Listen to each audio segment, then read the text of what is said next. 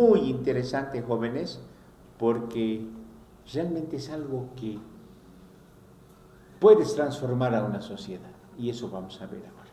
Ya empezamos diciendo, ¿no? El análisis de la estructura del poder que realizamos en las páginas precedentes tienen más en cuenta su carácter de posesión, a la que pueden acceder en mayor o en menor medida los diversos grupos que la faceta relacional del poder. Sin embargo, la posesión de diversas magnitudes de poder por parte de los distintos grupos sociales carecen de sentido si no se considera la dimensión de su ejercicio. Esta partecita repito. Sin embargo, la posesión de diversas magnitudes de poder por parte de los distintos grupos sociales carece de sentido si no se considera la dimensión de su ejercicio. Tal ejercicio se constata por sus efectos objetivos en la organización social. El poder se mide fundamentalmente por la capacidad de ejercerlo. Se tiene poder en la medida en que se ejerce. La mecánica del ejercicio del poder es lo que consideramos como aspecto dinámico del mismo. Ejemplo otra vez. Si alguien, ustedes lo escuchan hablar, o lo escuchan en la televisión, lo escuchan y lo ven, o leen en las redes sociales, que diga que el MAS ha muerto, por favor, hay que ser demasiado, perdón el término, estúpido para creer esa aseveración. El MAS no se ha muerto, jóvenes. El MAS se ha mimetizado. El MAS ha cambiado como el camaleón que se acomoda a la circunstancia y listo. Mientras esté vigente Juan Evo Morales ahí va, el MAS no está desaparecido. Y eso se trata el poder. Ese es el poder. El saber ganar. ¿Por qué? Los movimientos sociales tienen mucha fuerza. Tienen mucha. Y más aún, tomando ahora la coyuntura a la que se está acercando el país. Porque ya no es su entorno, es un entorno denominado derecha. Entonces va a funcionar. O sea, cuando digan, vamos a hacer esto y van a querer atentar contra los logros de los 20 años del MAS en un solo bloque, y ahí van a demostrar su poder. Por eso yo me río cuando hablan por hablar o por salir ese rato en una noticia sin tener una base sólida. Los poderes se van desgastando a medida que pasa el tiempo. De aquí a 5 años, si el MAS mantiene eso, o ya no el MAS como tal, sino diremos muy claro, el evismo se mantiene, el 2030 Evo Morales va a ser presidente. Porque tiene todavía poder. Pero si él se va desgastando con el tiempo, como se desgastó Paz Estenssoro y los grandes caudillos que tuvo este país, en poco tiempo, el MNR, para el año 1972, habían pasado ya 20 años de la revolución del 9 de abril. Para el año 78, que se convocó a elecciones, pues, después de 18 años de dictadura militar, el MNS emerge, Paz Estenssoro, todos los de la vieja escuela. Es como si yo les dijera que el 2030 aparecieran, si quisieran seguir vigentes, Samuel Doria Medina, Manfred Reyes Villa, Jorge Quiroga Ramírez, esos viejos dinosaurios. Y todavía esta vieja escuela que apareció en 78 tenía rastro. ¿Por qué? Porque había poder en ciertos puntos claves de la sociedad. Hoy en día, ustedes, por ejemplo, del MNS solo conocen los de la historia. Sobre todo ustedes, los que han nacido entre el 2004 y 2005. Ya no conocen a quién era ese líder del nacionalismo revolucionario que encaramó un movimiento social el 9 de abril de 1952 y volteó la rosca minera y nacionaliza la minería de la rosca minera, y Bolivia por primera vez es dueña de elegir su destino. Pero ustedes sí saben, porque lo han llevado en historia. Porque el profesor de historia les ha comentado cómo fue las cosas. Yo todavía lo he vivido, eliminado. Pero ustedes ya son de las generaciones que solamente por la historia. Cuando tengan mi edad, ustedes van a hablar de esta coyuntura. ¿Quiénes estarán en el liderazgo y en el poder político? No sabemos. No sabemos. Por ahí parece entonces la política va a ser tan diferente a lo que ustedes a su edad del bachillerato están viviendo. Para mis abuelos, por ejemplo, ¿qué partidos campeaban? Y eso han llevado en historia. El Partido Republicano y el Partido Liberal. Ahora, a ver, pregúntenle a uno de mi tanda, ¿y qué te pareció el Partido Liberal? Nada, porque ya no vivió desde esa época. El liberalismo terminó, pero ha aparecido un nuevo liberalismo, totalmente diferente a lo que era en esas épocas. Si retrocedemos en la máquina del tiempo, hace 100 años atrás, al 10 de septiembre del año 1925, estaba en el gobierno don Hernando Siles, don Felipe II Guzmán. Estaba manejando porque el año 1925 el presidente Bautista Saavedra Mealla había anulado las elecciones y le entrega el gobierno al presidente del Senado, que era este profesor Felipe II Guzmán. Ustedes, por historia, pero otra gente lo vivió. Ahí radica el poder, la coyuntura. Cuando ustedes llevan historia, yo les voy a contar, pero a lujo de detalles, cómo se van dando las cosas en cada gobierno. ¿Ya? Seguiremos viendo.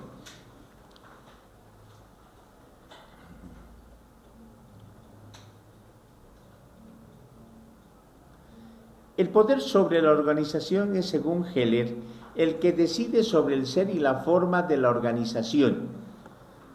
Y el poder subjetivo en la organización entraña la cuestión de la jerarquía de lo que efectivamente ejerce el poder. Exacto. ¿Qué es algo subjetivo? Una cuestión personal. Generalmente dentro de una organización política, si bien como muchos utilizan el término, nosotros somos orgánicos, sí, perfecto. Qué bueno es ser en una institución política orgánicos, es decir, actuar en bloque, pero el aspecto personal que se traduce en la palabra subjetivismo le da pues su toque. Siempre va a haber alguien que dé su toque personal. ¿Ya? Seguiremos viendo. A partir de estas ideas de Heller podemos establecer que el poder sobre la organización se identifica con la dinámica del proceso de tomar decisiones, lo que por el momento no abordaremos por considerarla integrada en el capítulo 9. Ahí dejamos entonces. Relación, mando y obediencia.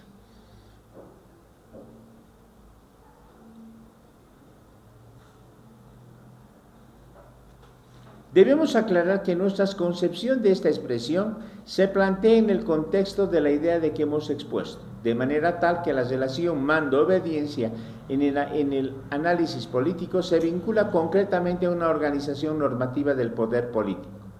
Y explicamos que concebimos el mando como una forma de poder, de allí que entendemos que la dualidad mando-obediencia constituye también solo una forma de las posibles expresiones del poder político. La existencia de la relación mando-obediencia explica la regularidad normativa que presenta el orden social. Si ustedes eligen a alguien, es porque en esa persona ven cualidades. En la estructura de nuestra sociedad y de las sociedades del mundo, ¿por qué se sigue utilizando y se sigue queriendo perfeccionar la democracia? Porque la democracia, así con todas esas imperfecciones, resulta ser la más adecuada para la sociedad humana. ¿Por qué? Porque ahí el pueblo es el que tiene el poder. En una clase les explicaba y les decía, el poder el pueblo le otorga a un ciudadano el cual ha sido elegido de forma nominal u uninominal a través de dentro de una organización ciudadana o de un partido político. El pueblo elige, no delibera. Tú vas a votar, todos vamos a votar por X o Z candidato. Vemos uno porque me gusta su plan de gobierno, otro dirá no, me gusta este porque es mejor, etcétera, etcétera. Pero ¿qué estamos haciendo al votar por esta gente? Estamos delegando nuestro poder. Queremos que esta gente que está siendo elegida sean nuestros portavoces en el órgano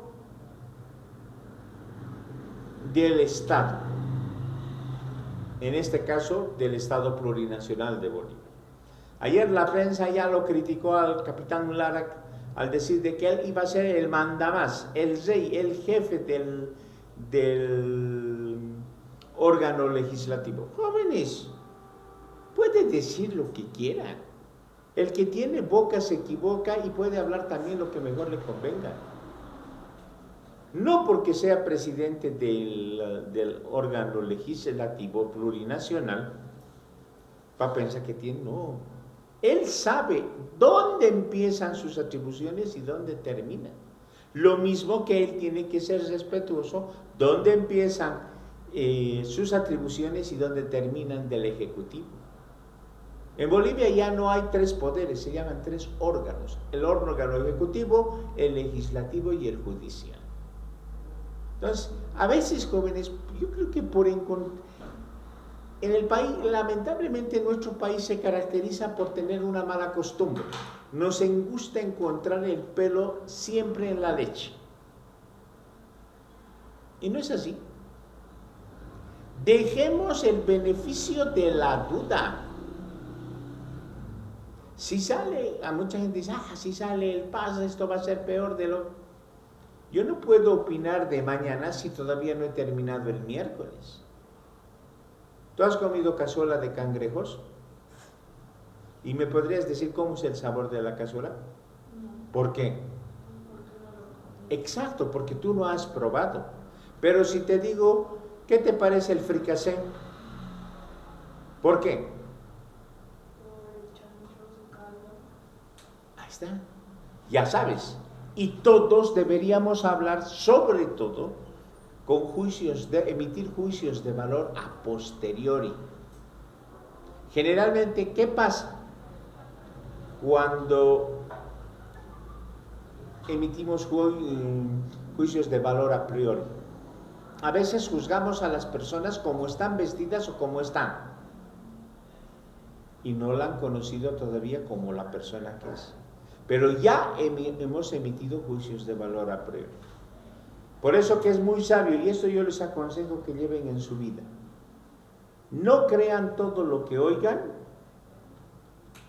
porque van a juzgar lo que no ven. Hagan siempre abstracción. Esto te aguantó casita. Listo, perfecto. Tú consideras, te han dado la información, procésala. Y uno al procesar tiene la capacidad de discernir si es bueno, es malo, es útil o no es útil.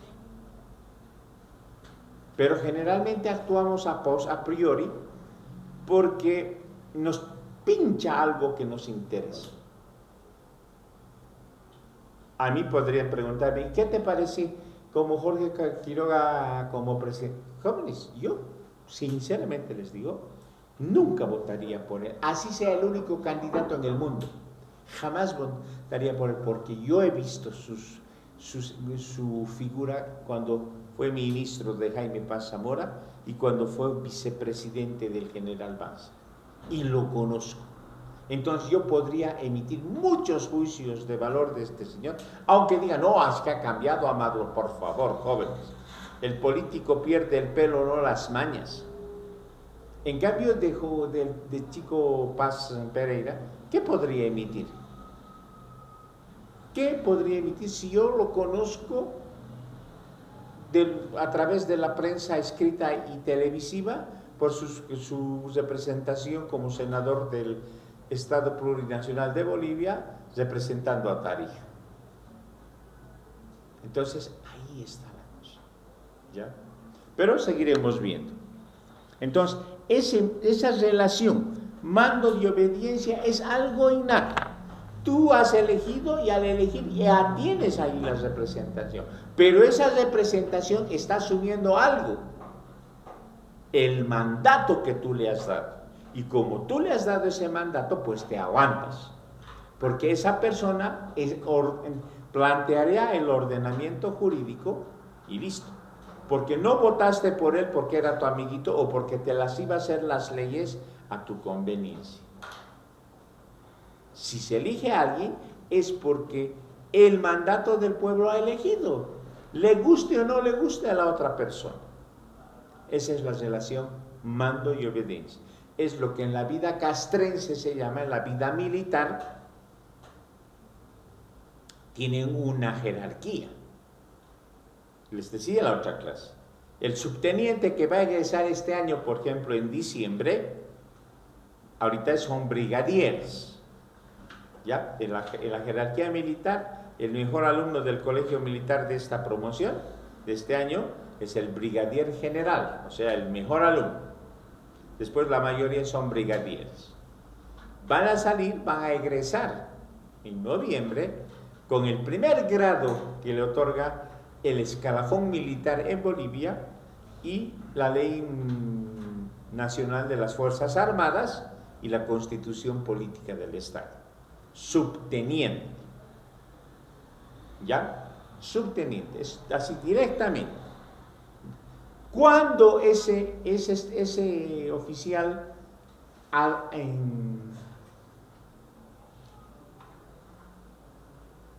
en su merbete tiene los colores, cuando llega al grado de mayor.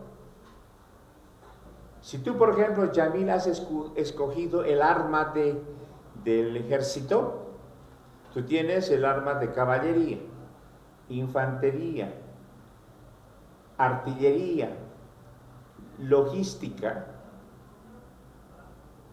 ¿Cuál es más otra?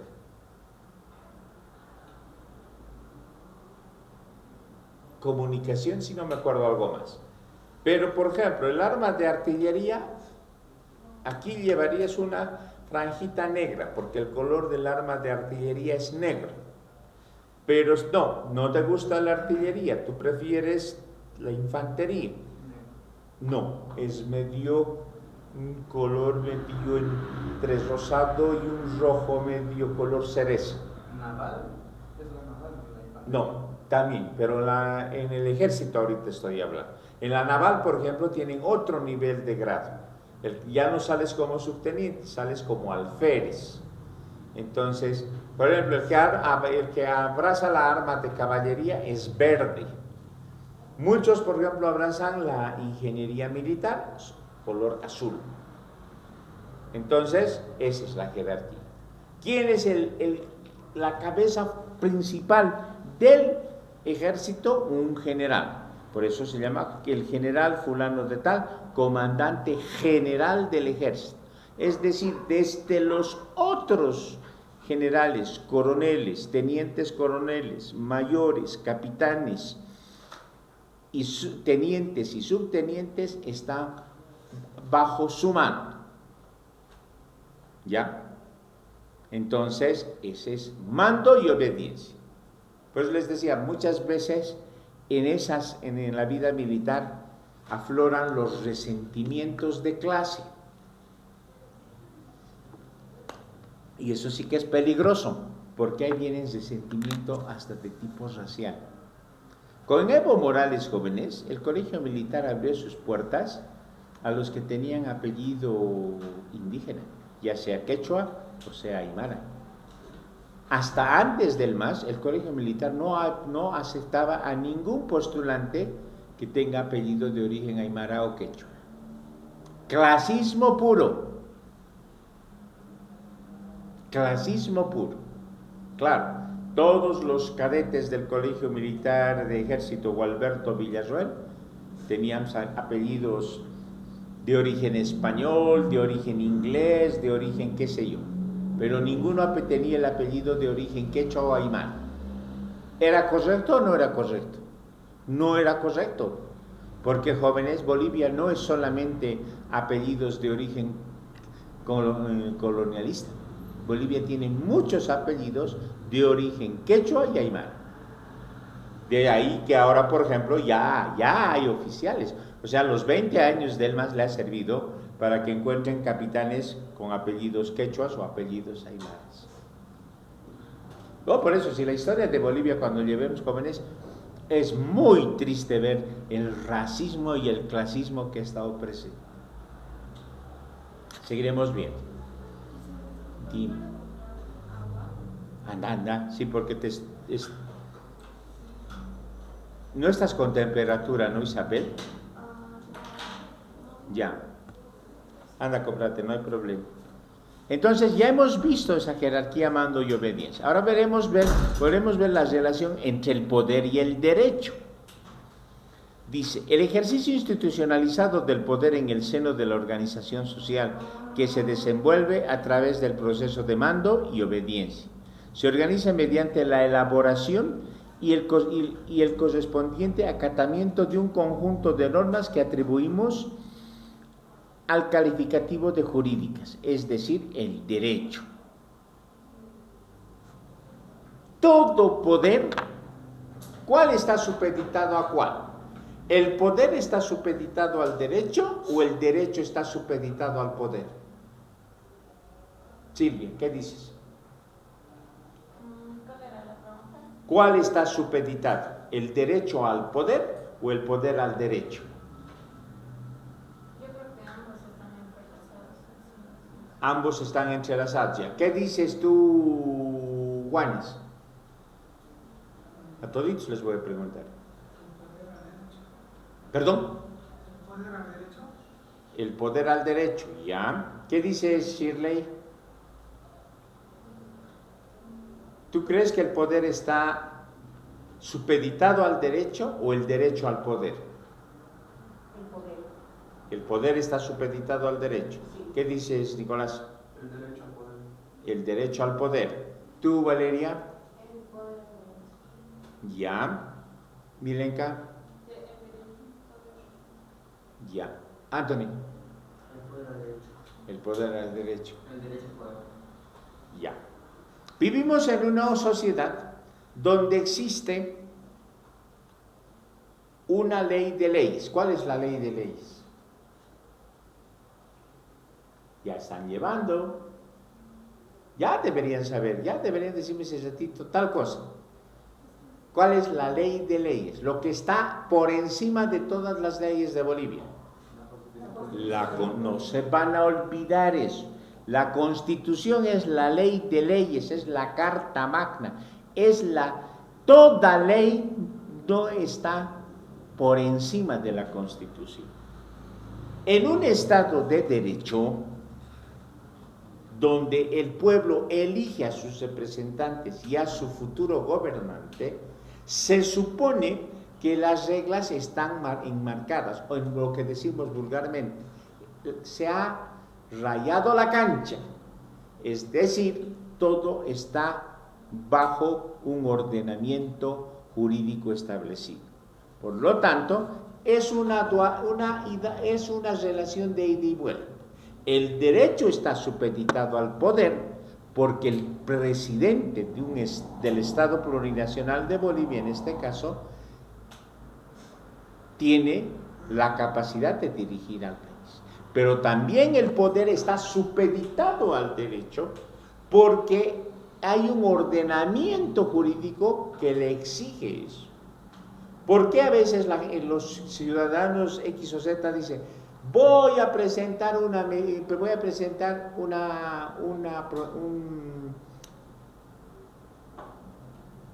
acción de inconstitucionalidad de tal ley? Porque considera que esa ley puede ser atentatoria a sus derechos o a derechos de determinadas personas. Por lo tanto, el poder y el derecho se van a ir regulando en base al ordenamiento jurídico. El poder también no puede hacer lo que le da la gana, porque hay ese ordenamiento. Ahí se tienen que acordar lo que les decía la otra clase al principio. Lo que el diálogo entre Sócrates y el sofista Calícles. Calícles decía: no, señor Sócrates, aquí en la sociedad impera la ley del más fuerte. Los fuertes debemos asumir el poder, los fuertes debemos hacer esto. Los débiles deberían estar supeditados a nosotros. Y ahí Sócrates le dice: ahí está recién nosotros estamos, para evitar que ustedes abusen contra el indefenso. Entonces el poder sabe hasta dónde va a llegar, y el derecho también sabe hasta dónde va a llegar. Por eso ambos se complementan en ese sentido. ¿Ya? Seguiremos viendo. Dice, me he confundido. Entonces, ¿quién tiene más autoridad, el poder o el derecho? Es una relación de ida y vuelta, por eso les he dicho. El derecho tiene poder. Te está diciendo: no puede hacer esto, señor presidente, porque es anticonstitucional. Y tú como presidente dices: tengo el poder porque la Constitución me ampara y puedo hacer esto. O sea, es una relación de ida y vuelta. Ninguno, ni el derecho se pasa al 100% de abuso, ni el poder se pasa al 100% de abuso. Es un equilibrio de sociedad, donde en algún momento al presidente: un ratito, señor presidente, está usted violando la Constitución al dar esta medida. ¿Por qué el MAS siempre ha tenido problemas con diferentes sectores, sobre todo del oriente boliviano? Porque ellos siempre han considerado, algunas medidas sí han sido muy arbitrarias, como por ejemplo esa vez de su referéndum del 21F, del 21 de febrero del año 2016. Eso fue el abuso del Ejecutivo violando lo que establece el ordenamiento. ¿Qué decía la Constitución? Que sigue vigente, y cuando la revisen se van a acordar. Puede ser elegido el presidente por 2 mandatos, uno consecutivo y otro en interín de uno que pase una legislación al otro. Ahí sí. Pero ¿qué hizo don Juan Evo Morales? De un plumazo estaba queriendo abrir la Constitución y lograr que entre, porque la Constitución puede abrirse, jóvenes. Eso le van a preguntar al profesor Fausto. La Constitución se puede abrir de manera parcial. Por ejemplo, ¿qué año se abrió la Constitución de manera parcial? El año 1994, cuando el segundo gobierno de Gonzalo Sánchez de Lozada saca 2 leyes que están dentro de la Constitución: la ley de participación popular y la mayoría de edad a los 18 años. Imagínense, tuvo que pasar casi 170 años de vida republicana para que el boliviano sea mayor de edad a sus 21 años. Si hubiéramos estado bajo ese criterio hasta ahora, toditos, exceptuando Shirley, que el hecho de que... ¿A qué edad te has casado, Shirley? 20. Ya eras menor de... Si estábamos bajo esas leyes, eras menor de edad. Pero si te casabas, tu marido te daba la emancipación. Qué machismo más marcado, ¿no? No te podías... se casaba y la mujer adquiría su emancipación. Pero mientras tanto estaba bajo la tutela de los papás. Los hijos ya con el bigote bien marcado, barbudos, velludos, todo, pero no podían salir porque eran menores de edad. No tenían 19, 20, recién a los 21 años. Una medida que siempre he tratado de averiguar con mayor... Un día salió un disparate, no me gustó, sobre la mayoría. ¿Por qué se puso el criterio a los 21 años? Basándose en qué modelo se ha dado eso, cuando la edad exactamente precisa es los 18 años. Porque se supone que a los 18 años, hombres y mujeres están terminando la formación escolar. Y se supone que al terminar la formación escolar ya sales con un criterio formado. Ya sales directamente con eso. Pero en esas épocas, hasta ese año 1900, es menor de edad. Absurdo. Entonces se abre la Constitución. Pero es un vericueto que a veces es mejor dejar las cosas como están, porque a veces el remedio resulta peor que la enfermedad. ¿Ya? Pero seguiremos viendo. Dice, ¿no? Todo poder político tiene a formalizarse en expresiones jurídicas a través de las cuales se aseguran su permanencia y efectividad entre poder y derecho, como lo apreciaba acertadamente Heller. Existe una relación dialéctica indisoluble.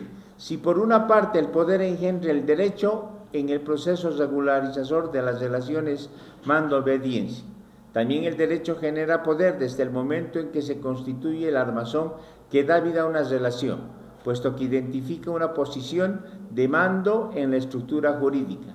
El individuo o grupo que en ella se colocan adquieren por virtud de derecho la capacidad de poder que se asigna a tal posición. Es lo que hemos visto. ¿Ya? Preguntas hasta aquí. ¿Dudas? ¿Algo que no han captado? ¿Algo que les vuelva a aclarar? Tienen la palabra, jóvenes. ¿Qué ha pasado? Hoy día me han faltado... ¿O llegará más tarde? ¿Qué hora es? No, ya debería estar aquí. Vamos a ponerle más falta.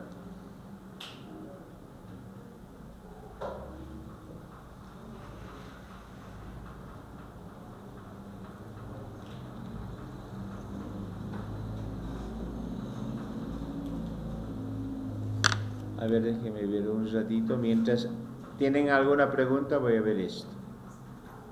No tengo ni virtual.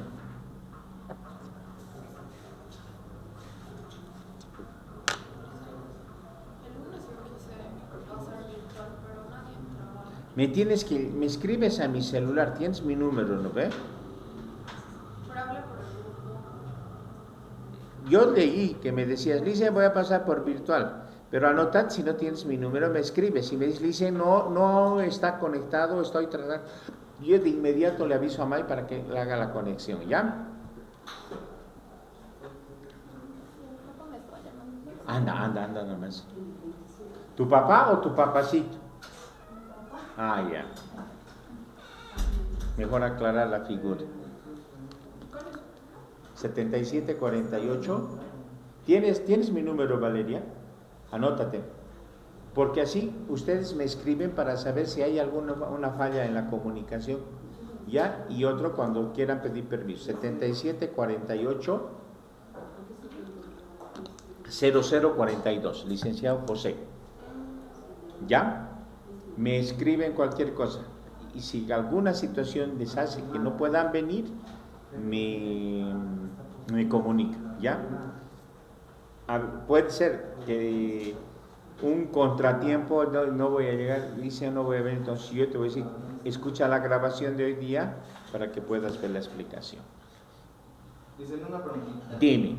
La noción de la soberanía fue introducida por A. Montesquieu. Ya. Bodin. Ya. C.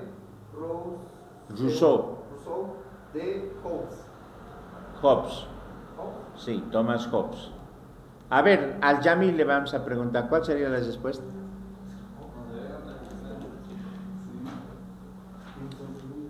Ya. No se apresuren, vamos a hacer todo eso, porque está aquí todito, y vamos a hacer el lunes, hemos trabajado bien, y cuando yo me equivoque, jóvenes, me hacen notar, porque yo tengo tanta cosa ya en mi cabeza que a veces se me va y seguiremos viendo entonces. Estamos coacción y consenso. Es precisamente la combinación de los factores mencionados lo que hace posible una relación estabilizada entre mando y obediencia. Quien manda lo hace con la pretensión de ser obedecido. Si dicha pretensión se funda única y exclusivamente en la posibilidad de aplicar una sanción, la relación es inestable. No habría cárceles suficientes si la gente solo se abstuviera de matar por el temor de ser privada de la libertad. Exacto, jóvenes. Anthony, ¿por qué no vas ahorita? Son las 5. A ver, aquí en la Plazuela Sucre está la cooperativa San Pedro o el Banco de la Unión. Vas, yo te voy a dar un cuchillo. Tú entras, le agarras del cuello a una de las cajeras y le dices, ponga en mi mochila todo el dinero que está agarrando usted. ¿Por qué no lo haces?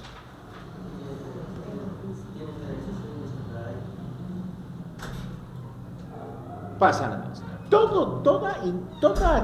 Por eso, toda cuestión de poder, aquí lo dice bien clarito, dice, quien manda lo hace con pretensión de ser obedecido.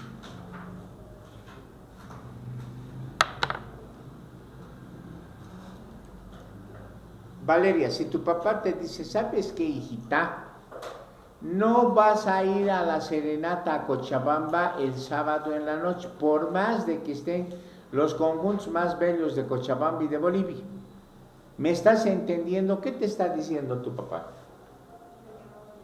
Y al decir que no vas a ir, ¿obedeces o desobedeces? Se supone, ¿no?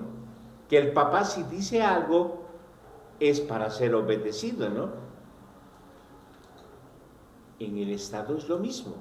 Si existe un ordenamiento jurídico en la cual está regulado lo que el ciudadano está permitido que haga y está también señalado lo que está prohibido que haga. Entonces, la cabeza del Ejecutivo necesariamente lo que busca es que sea obedecido. Si mañana promulga el gobierno un decreto indicando que por el aniversario del 14 de septiembre de la ciudad de Cochabamba, solo en Cochabamba se va a pagar a todos los cochabambinos un bono de 1.000 bolivianos. Se supone que tendrían que cumplir solo los bolivianos, ¿no? Claro, ahí saltarían otros de para, ¿cómo a ellos sí a nosotros no? Pero ahí está, no es el hecho del dinero que está ofreciendo, es el hecho de ser obedecido. Si te ponen en un letrero prohibido echar basura, ¿cuál sería lo correcto? Que respetes esa prohibición. ¿De qué me importa? Y vas y lo tiras tus 3 bolsas de basura. Eso es una prohibición de un gobierno municipal. Y estás transgrediendo al votar eso, estás cometiendo un delito. No estás acatando lo que la norma municipal dice, prohibido echar basuras en un determinado lugar. Entonces todo tiene que estar en base a una interrelación de mando y obediencia. ¿Qué quieres decir, Nicolás? Pero algunas personas han escuchado que las leyes han sido también para obedecerlas, sino también para romperlas. Toda ley está, pues eso está. Si quieres ahorita mismo, antes de irte, te vas al baño y te vas como viniste al mundo. ¿Quién te obliga a que vengas vestido? Ese es tu problema. ¿Por qué? Pues son perros. Si yo desde ahora voy a venir de esto, ¿qué problema hay? La ley están hechas para obedecerlas. Pero sabes que detrás de esa ley hay un ordenamiento jurídico que les respalda. Y ahí viene lo que se llama la coacción. Pasa. ¿Ya pasó, Isaías? ¿Te has dormido? Ya pasa, toma asiento. Entonces, jóvenes, lo que pasa, ¿qué es la coacción? Es la fuerza con que la ley, a través del ordenamiento jurídico, tiene. ¿Han visto ayer? Por primera vez, creo que no solo en Bolivia, en América Latina se ha dado un dictamen en La Paz, un señor de profesión mecánico ha sido sancionado con 5 años de reclusión en la cárcel de San Pedro por la muerte de un perrito al que lo mató a garrotazos. 5 años de prisión.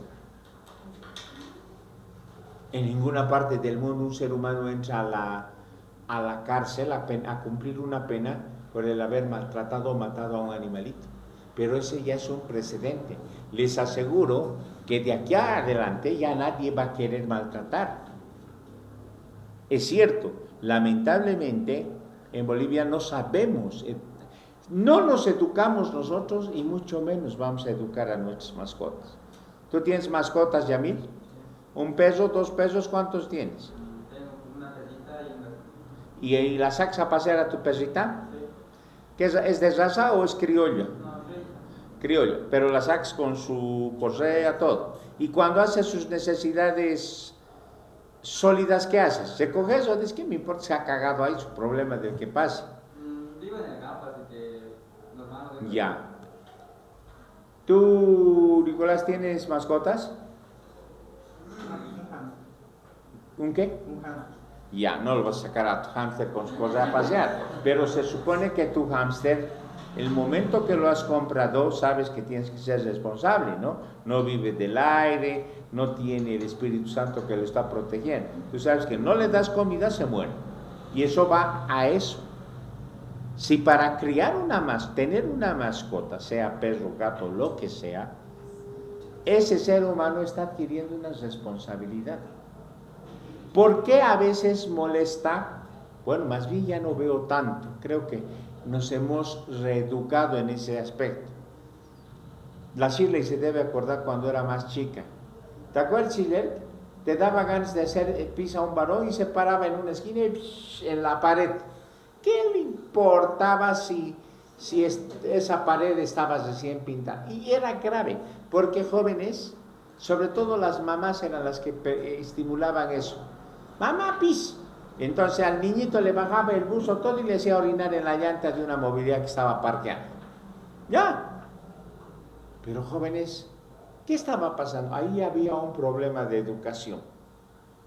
Ese niño, si la mamá tuviera la conciencia y el cuidado necesario, debería decirle a su hijito, el niño hasta los 2 años todavía no es consciente de lo que hace, pero a partir de los 2 años, si ustedes lo educan, pero así, con todo lo que son valores, principios y cosas, van a tener una gran persona. Es decir, mamá, hijito, vamos a salir, pero no quiero que me digas pis o me digas caca. Antes de salir haces las 2 cosas. Ese niño jamás va a querer entrar al baño en la calle, porque su organismo se ha educado. Ese niño solamente va a utilizar el baño en su casa. Pero antes se hacía así.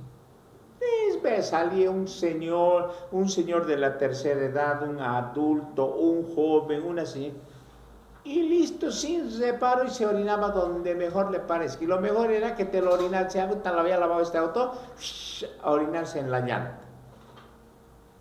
Hoy, la mayoría, yo he visto que ya ha bajado, ya no hay tanta esa cochinada que antes se hacía. ¿Por qué? Porque se ha educado a la persona.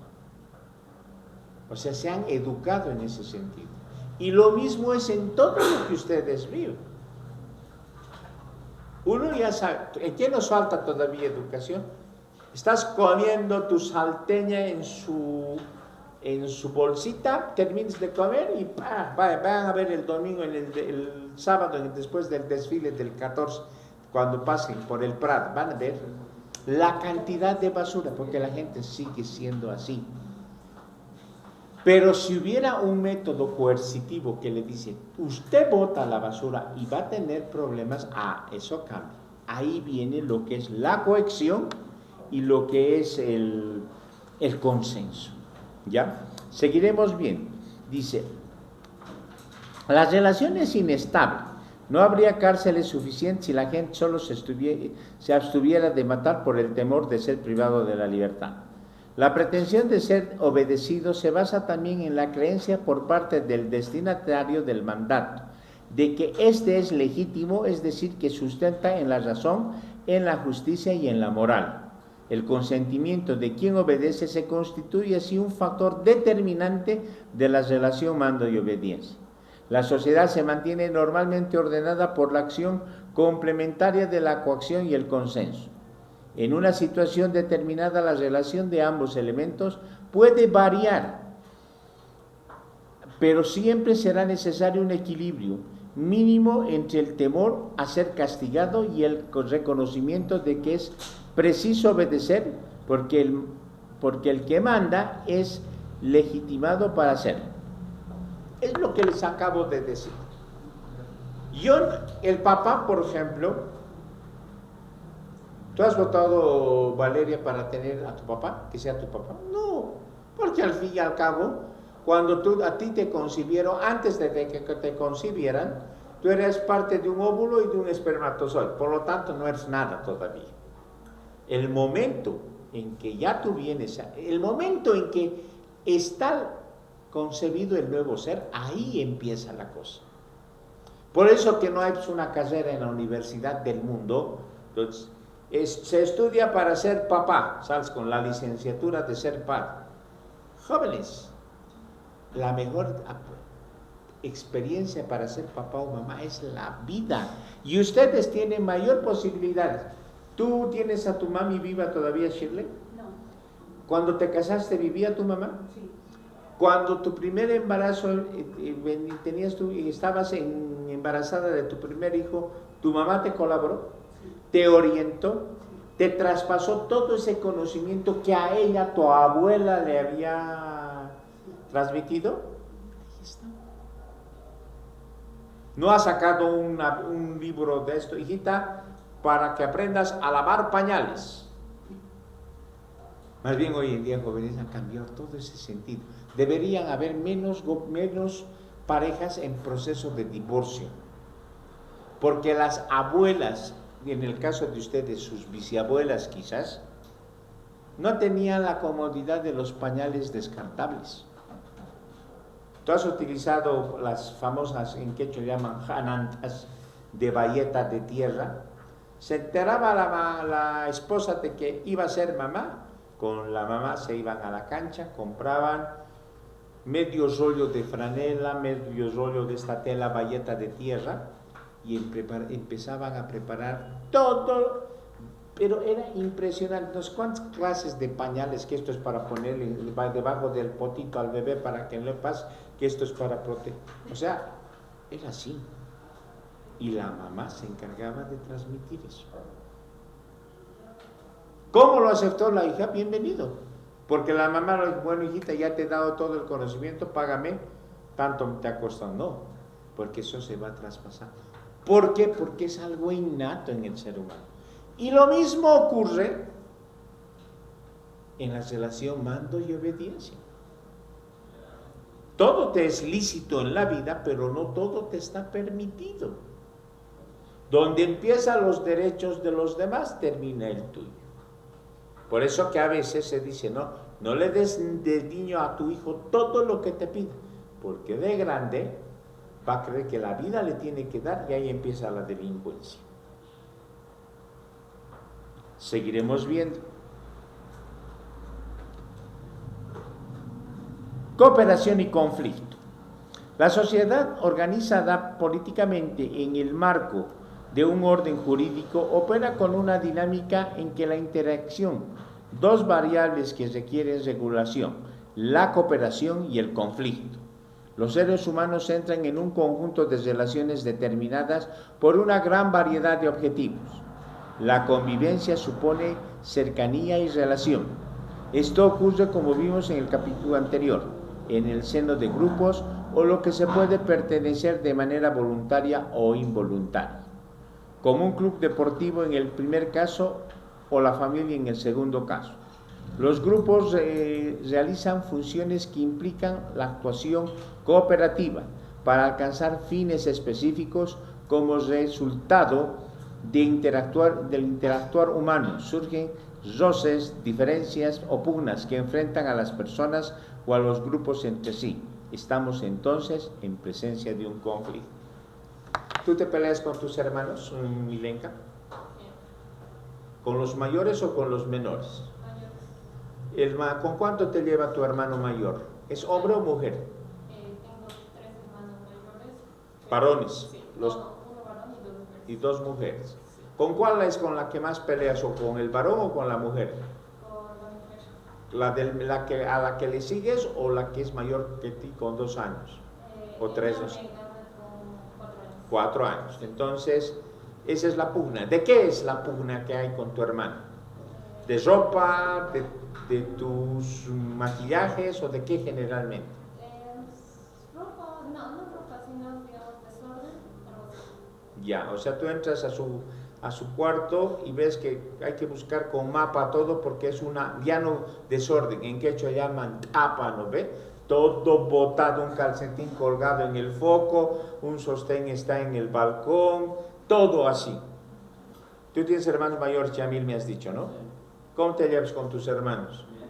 ¿No discutes, no peleas o alguna vez has discutido? ¿Alguna vez?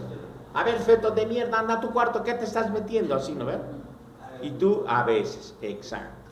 ¿Tú, Shirley, tienes hermanos mayores? No, yo soy la mayor. Tú eres la mayor. Los menores ya están casados también. Pero ¿cómo fue tu relación cuando tú eras la mayor y los otros estaban bajo tu tutela, cuando la mamá les decía, se quedan con su hermana? Shirley, tú me respondes si esto pasa. ¿Qué hacían? No me hacían caso. ¿Y cómo reaccionabas? ¿Los pegabas? No. Les decías, pórtense bien y les voy a dar una cosa rica, y los otros se portaban bien, pero claro, los estaban sobornando.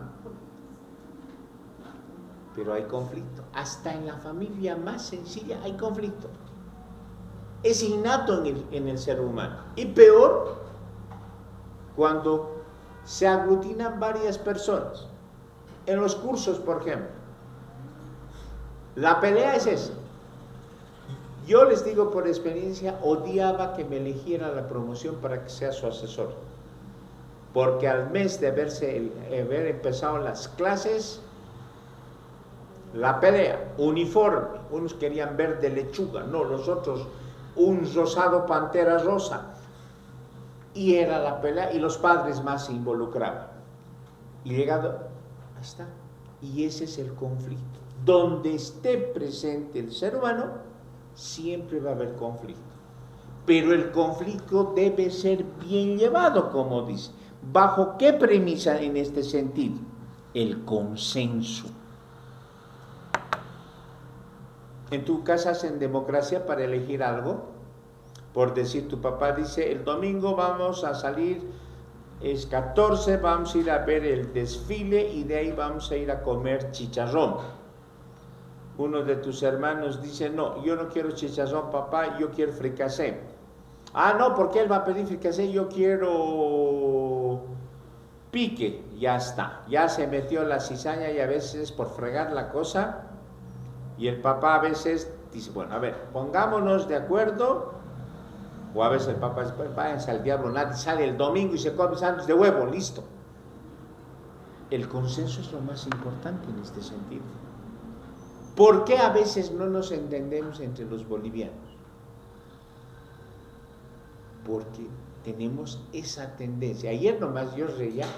¿Saben qué, jóvenes? De mucho tiempo he visto un partido de fútbol, hasta el primer tiempo, porque después dije, no, yo no quiero ver esto, mi cabeza me va a doler de nervios.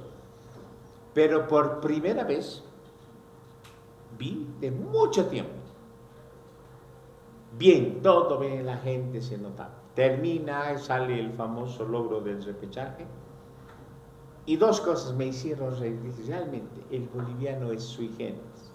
¿Qué le ha parecido? Pero es un repechaje. Para eso tanto festejo. Yo diría, pero por lo menos si tú no estás de acuerdo, podrías decir, ¿sabe qué? Qué bien, listo. Ser muy claro y conciso. Pero tú tenías que meterle el condimento de decir, ¿cómo pues un repechaje se va a festejar? Y otro, además esos, una punta de inútiles le lanza el otro. Yo digo, realmente yo creo que ni el Real Madrid que jugara por Bolivia llegaría a las expectativas de una persona. Y todo es algo innato. Entonces, Difícilmente dentro de una sociedad en política vamos a querer que todos piensen igual. Siempre va a haber la disputa, pero va a haber después eso que se llama el consenso para lograr a un objetivo.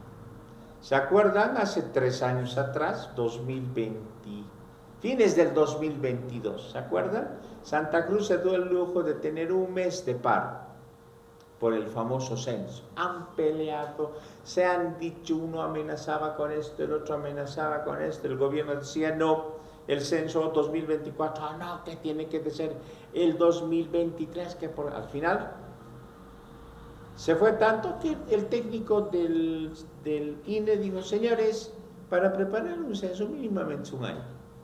El censo se va a hacer los primeros 3 meses del año 2024.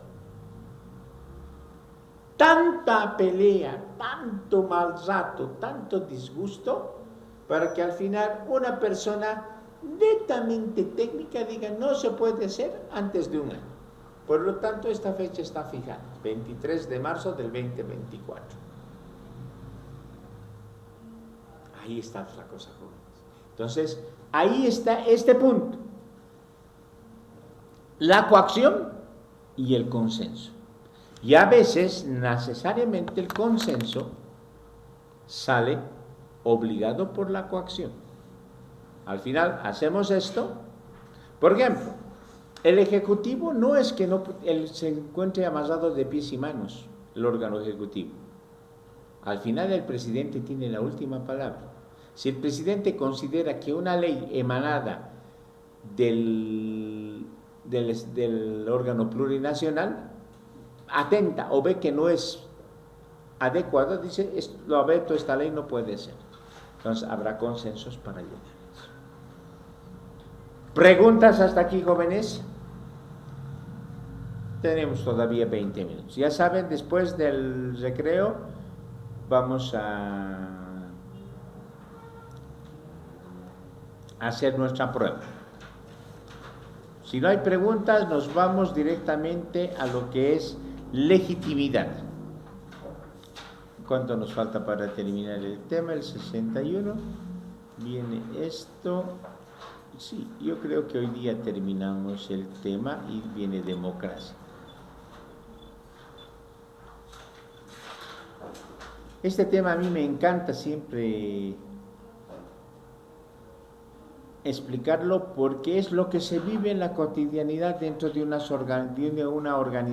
sociedad organizada de cualquier país de nuestra época, de la edad contemporánea. Legitimidad, dice. La legitimidad adquiere así una dimensión fundamental para explicar el hecho de que unos mandan y otros obedecen. La noción de legitimidad supone un sistema colectivo de valores sobre el cual se levanta la creencia generalizada de que deben ser observadas las normas y en consecuencia obedecer aquellas que las aplican. Según los valores generalmente aceptados por una sociedad, la legitimidad puede encontrar diversos fundamentos. Weber distingue 3 tipos de legitimidad según su origen: la legal racional, que se sustenta en la existencia de un orden legal estatuido objetivamente de acuerdo con las reglas de la razón; la tradicional, que se apoya en la creencia de que las normas valen en función de su acatamiento reiterado y que los gobernantes están investidos de una autoridad organizada en esas mismas normas;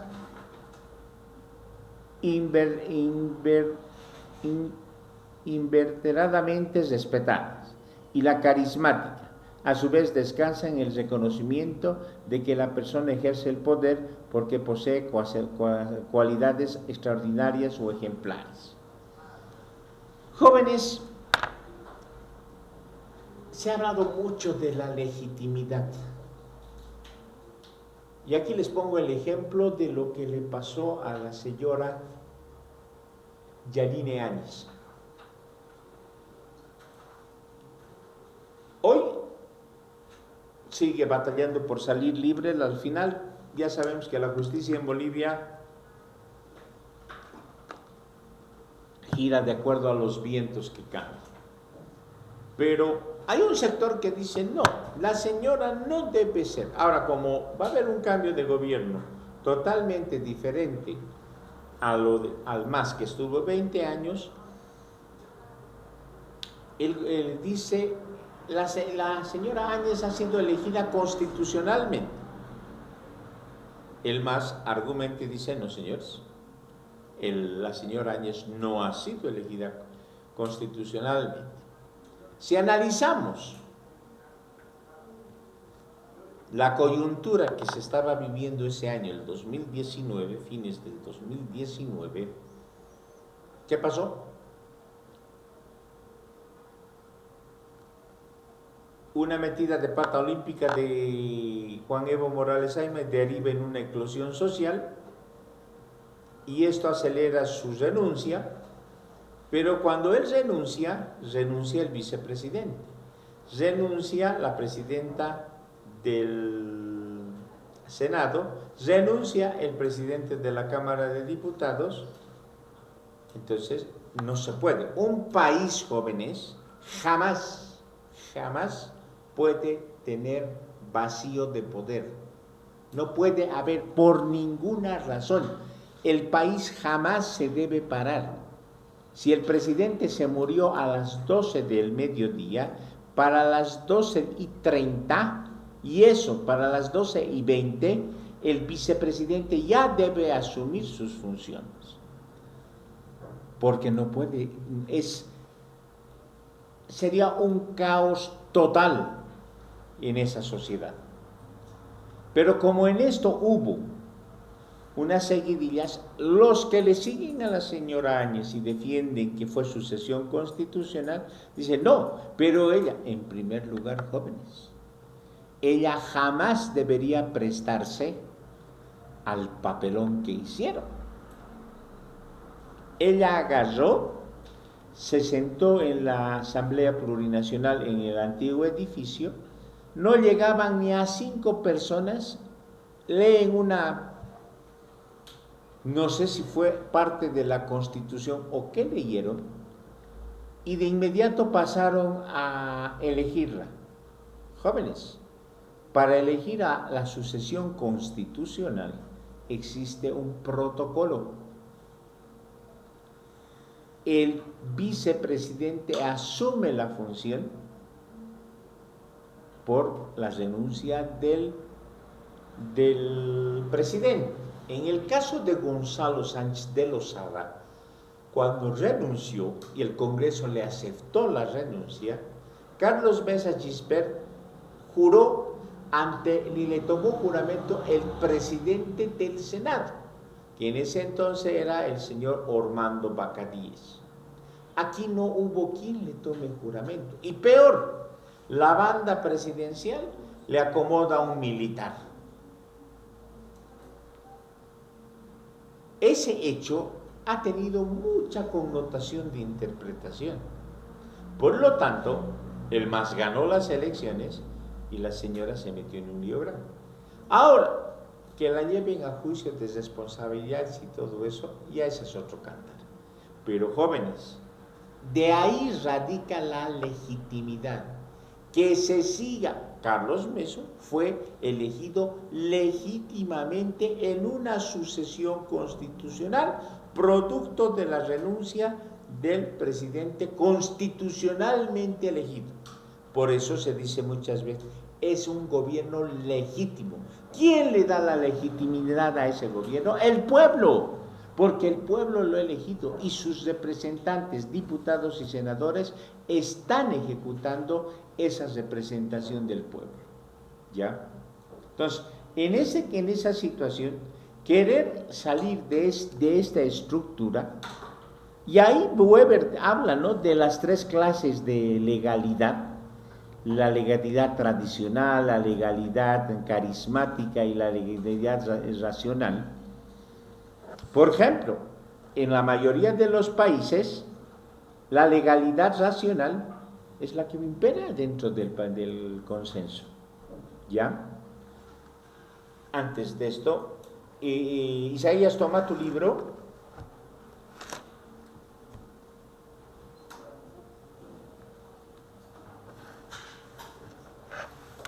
Isabel, te daré esto para que no te perjudiques y te pongas a poner voy a la muchacha que no ha venido hoy día, bueno, pues le doy el miércoles recién, pero me gustaría que te pongas, porque ya 3 temas hemos avanzado, tienes que pintar muchos, a veces si Milenka o alguien te presta para que tú puedas hacer en el recreo y vayas pintando todo eso, ¿ya? Entonces, jóvenes, primero, esta legalidad racional es esa, la que hemos visto.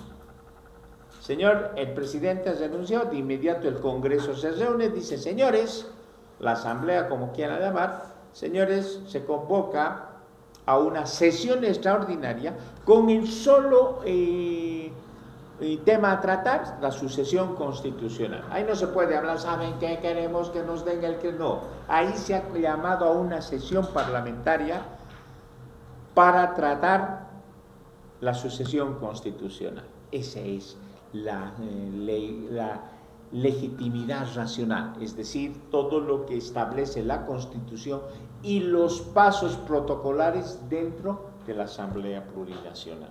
¿Ya? Eso quiere decir que es conforme a la ley. Exacto, lo que establece el protocolo y lo que señala la Constitución Política del Estado. ¿Ya? Basándonos en esto. La tradicional.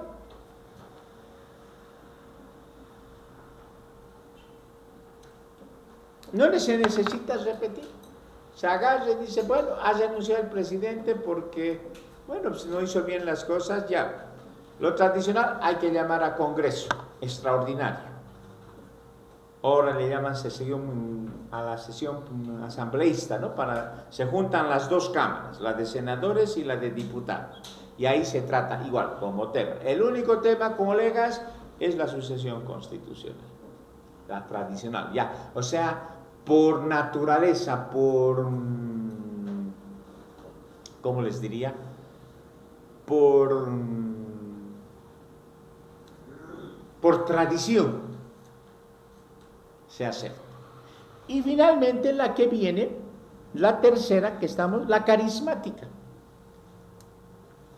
Muchas veces dentro de una asamblea, dentro de un congreso, hay personas que tienen carisma. Y en el Congreso Nacional en Bolivia, desde el año 1982 al actual, a la asamblea, han pasado 43 años. En esos 43 años, jóvenes, han habido carismas de diferentes.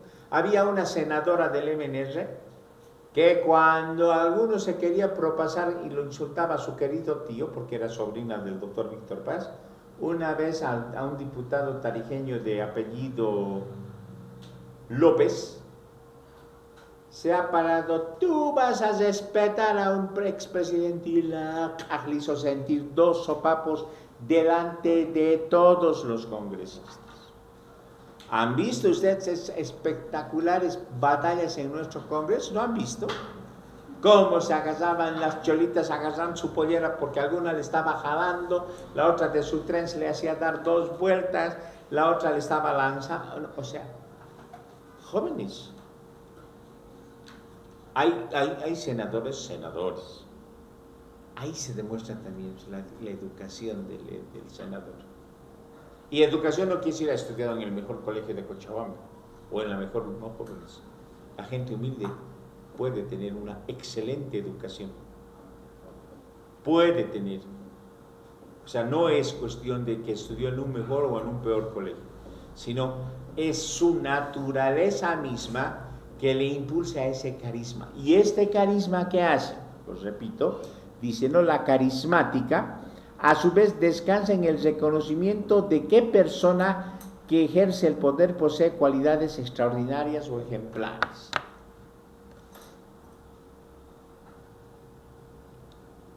A veces el azar del destino han hecho, aquí me adelanto un poco a la historia.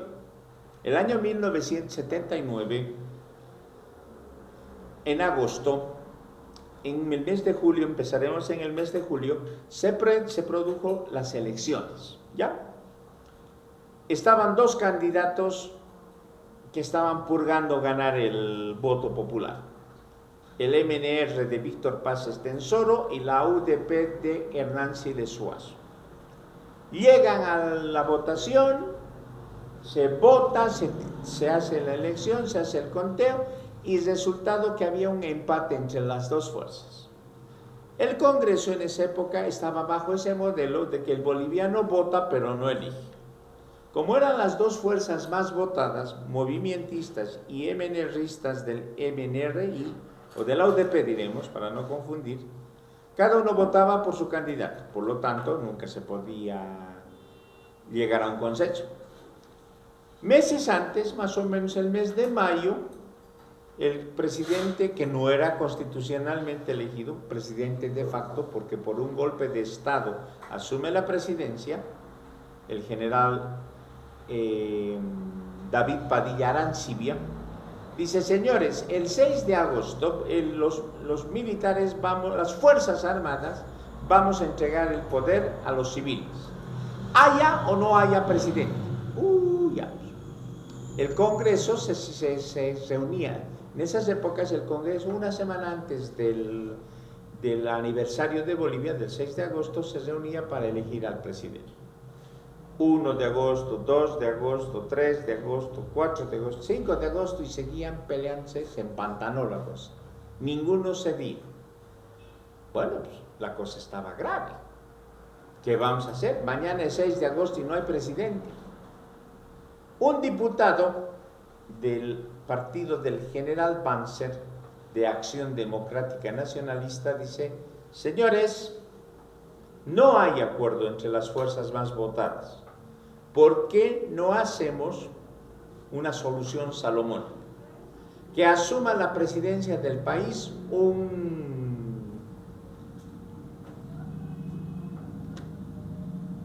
el presidente del Senado, hasta que él asuma de manera interina y pueda convocar a elecciones en el plazo de 6 meses.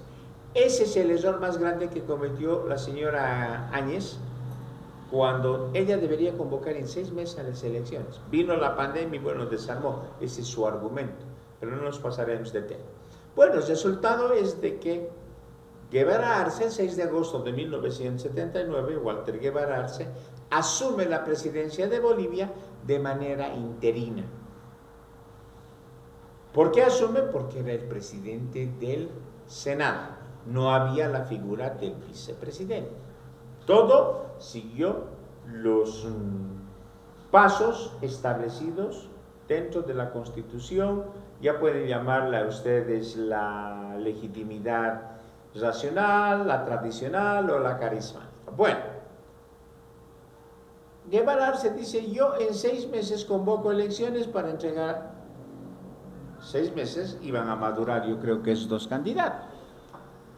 Pero no van a creer que ni siquiera estaba a punto de cumplir los 90 días en el gobierno, y un militar que fue ministro de Asuntos Campesinos y Agropecuarios del general Hugo Banzer Suárez produce el golpe de Estado del 1 de noviembre de 1979 y se parapeta en el poder 15 días. No pudo ejercer la presidencia porque todo el país lo bloqueó.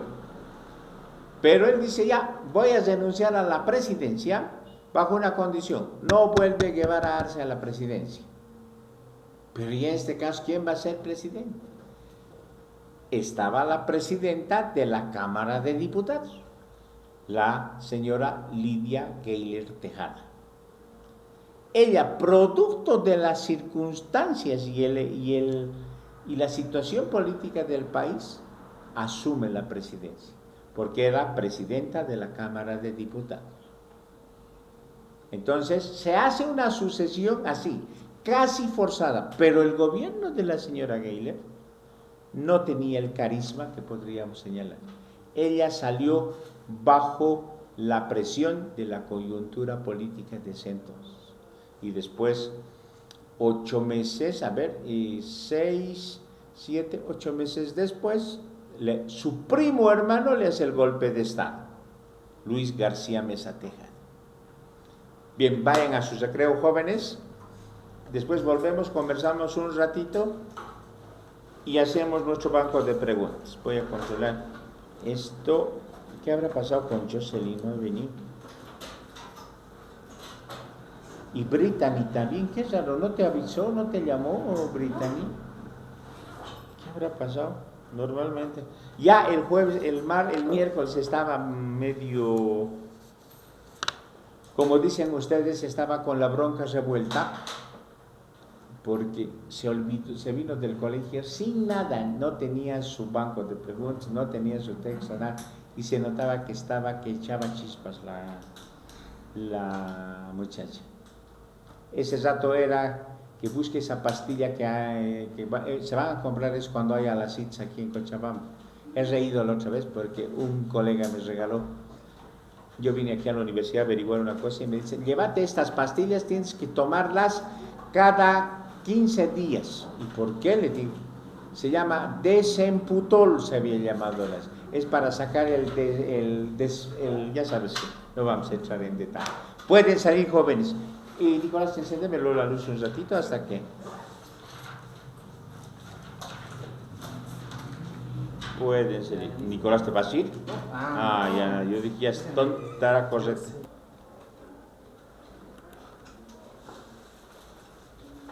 Silvia, ¿me lo cierras la puertita, por favor?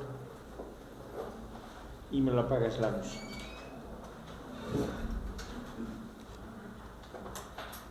Bien. Vamos a ver opinión pública y medios de comunicación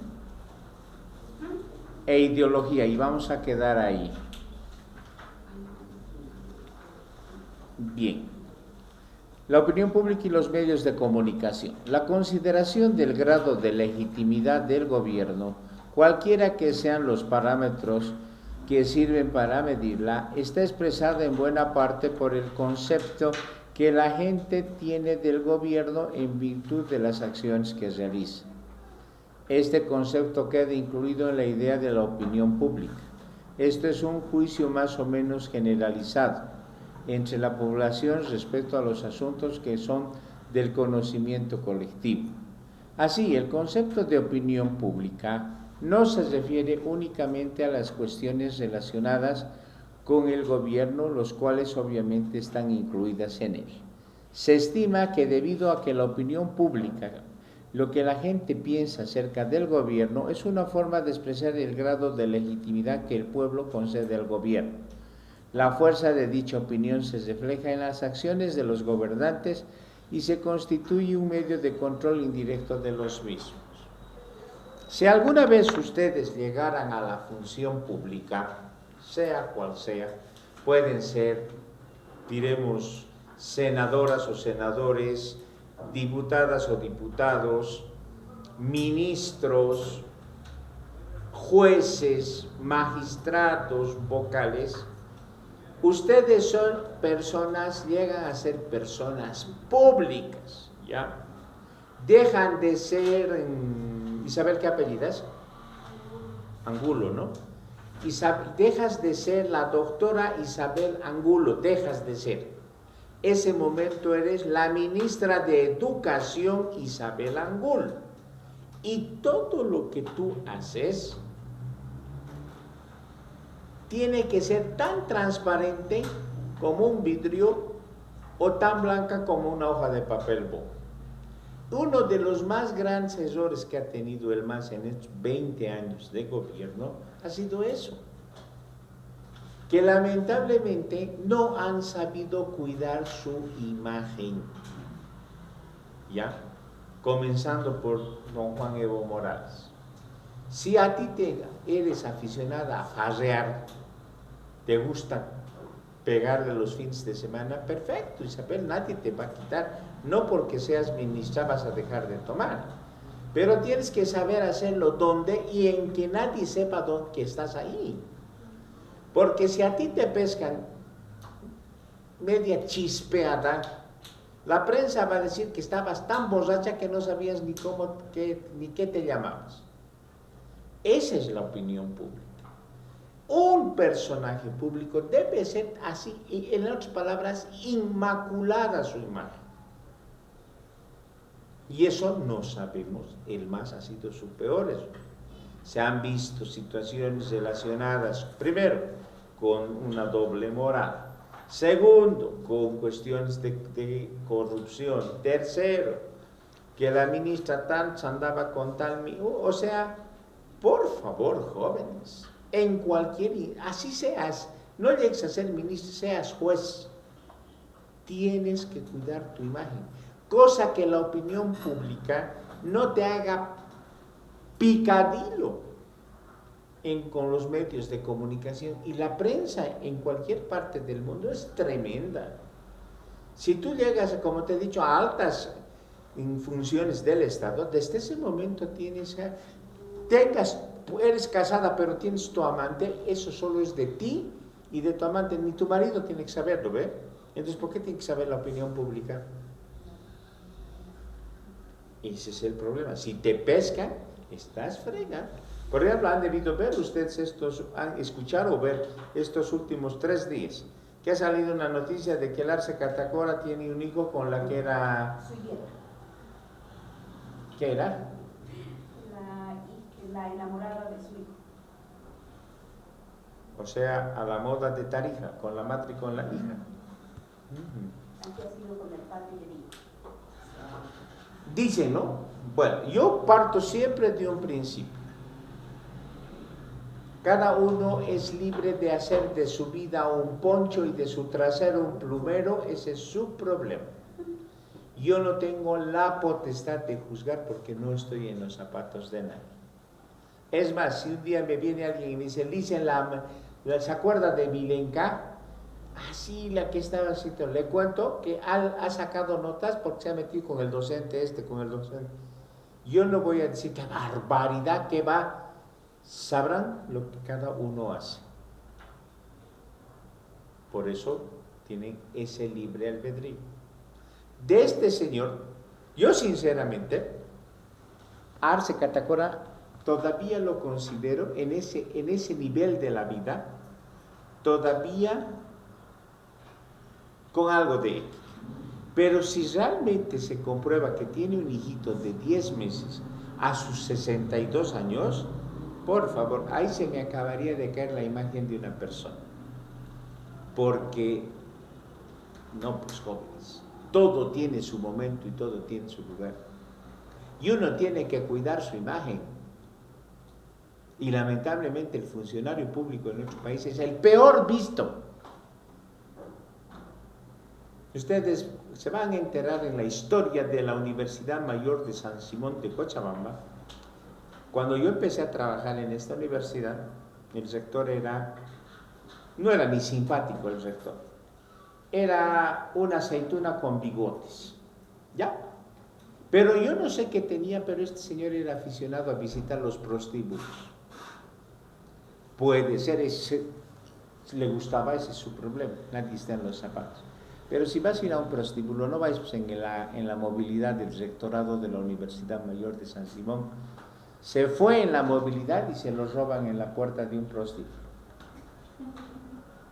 ¿Qué fue la noticia? Nos dijeron, el señor ingeniero fulano, el rector de la Universidad Mayor de San Simón de Cochabamba, perdió la movilidad, está con lujo de una vergüenza, así como la vergüenza de hace 7 años cuando la medalla presidencial se la perdió también en un prostíbulo. Entonces, jóvenes, la opinión pública juega un papel importante y de eso todavía no han visto nada de la guerra sucia que va a estallar desde el lunes. Se van a sacar hasta el pañal que usó Jorge Quiroga el día que le dio diarrea cuando tenía 3 años, o barbaridades. Y eso es lo más asqueroso, jóvenes.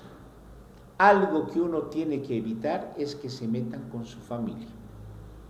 La familia es sagrada, jóvenes. Sagrada. Hasta sus mismas cuestiones íntimas de ustedes, y esto llévenlo presente. Jamás que se entere la familia, porque la familia es sagrada. Pero en esta situación se dicen cada cosa que da pena. Y al final, ¿cómo queda esa persona? Los cargos pasan. ¿Cómo queda? Yo la vez pasada con una que fue mi alumna, yo me molesté hartísimo porque me empezó a hablar del pedófilo de Juan Evo Morales y le digo, ¿sabes qué? Tú no estás en los zapatos de esa persona. O has sido el colchón o has sido el preservativo. ¿Cuál eres? Me mira así. Ninguna de las dos cosas. Entonces no hables. No entres en el plano de la bajeza de la gente, porque hay gente que le gusta vivir de eso. Le encanta ese caramelo de la chismografía digitalizada. Puede ser verdad, como también no puede ser verdad. Pero ahí está. ¿Quién tiene la culpa? La misma persona. Y una vez se lo dijo. Cuídese, no haga buceres. Sí, siempre se fijaba en jovencitas. Pero yo jamás juzgué ni pensé que tenga esa posición. Ahí está. Uno tiene que, y en ese aspecto, don Víctor Paz y don Hernán Siles Suazo sabían cuidar su imagen. Don Víctor Paz nunca probó un trago. Cuando lo invitaron al primer año de la promulgación de la ley de la reforma agraria, el 2 de agosto de 1953, al año siguiente, 1954, le trajeron una tutuma. ¿Saben qué tenía la tutuma? Jugo de naranja, porque se parece a la chicha, ¿no? Y él agarró, tomó y chayó con jugo de naranja. Nadie se dio cuenta. Hasta que él dijo comentó, dijo, yo no bebo, nunca he bebido porque nunca me ha gustado. Pero cuando me trajeron eso en Cochabamba, uno de mis edecanes ya sabía. Entonces él había llevado en una botellita su jugo de naranja, echó a la tutuma, hizo que sacaran del balde y le entregó. Eso es cuidar su imagen. Otro error de don Gonzalo Sánchez de Lozada. Aquí en Vinto se acerca una viejita con sus ovejas. Él estaba de paseo con 2 de sus ministros y la gente, ¿no? La viejita en quechua lo abraza, lo apapacha, todo. ¿Saben qué hizo el gringo bruto este? Si tenía ese tipo de defectos, hágalo pues, pero sin que te firme. La cámara estaba viendo. Han visto que la viejita se fue directamente con sus ovejitas el trayecto y el desgraciado agarrando una botella de alcohol y desinfectándose de lo que le dio las manos a esa cholita. Él es listo. Por eso que la opinión pública y los medios de comunicación son inhumanos. Te van a destrozar cuando deciden destrozar. Ahí espero donde la función de esa persona dice, un momentito, pruebas, porque a nadie se lo puede condenar, nadie es culpable mientras no se demuestre lo contrario. Todos son sujetos al beneficio de la duda. Por eso cuando escuché, sí, y ahí me acuerdo que eso también leí, que esta muchacha había sido directora, por si no me acuerdo el cargo específicamente, de la AHAM, que es la asociación, pero está relacionada con la cuestión de minería. Alguna vez la he visto, pero no, pues jóvenes. Y yo digo, ojalá que demuestre, como se acuerdan hace unos meses atrás, el señor Héctor Arce sacó que tenía un amante, Arce Catacora, y que se la veía y llegado el momento, la chica le pagaron para que se haga pasar por amante. Entonces, por eso les digo, los medios son totalmente negativos. ¿Ya? Bien, son las 6, vamos a hacer nuestro cuestionario. Voy a salir de esto. Préndelo la luz, por favor, Silvia. Voy a apagar un ratito y voy a cambiar de...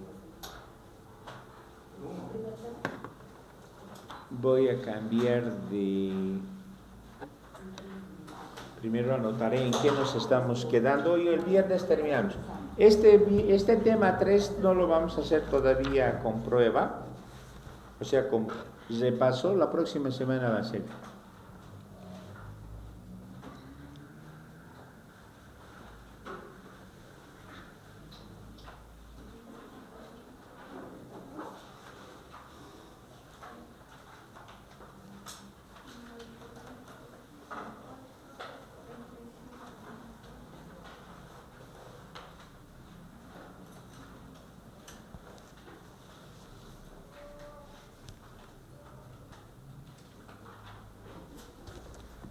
Bien.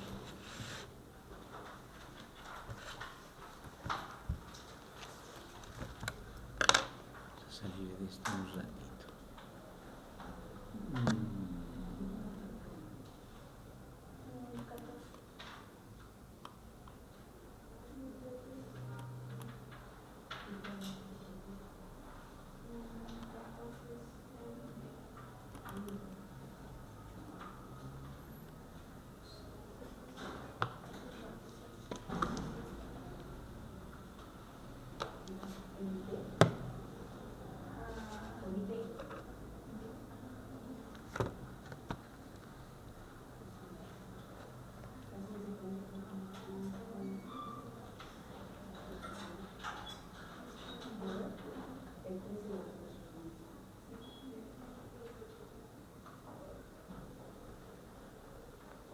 Bien, estamos en el orden social. Hoy día nos toca el orden social. A ver, Milenka, ¿puedes leer la pregunta 1 del orden social?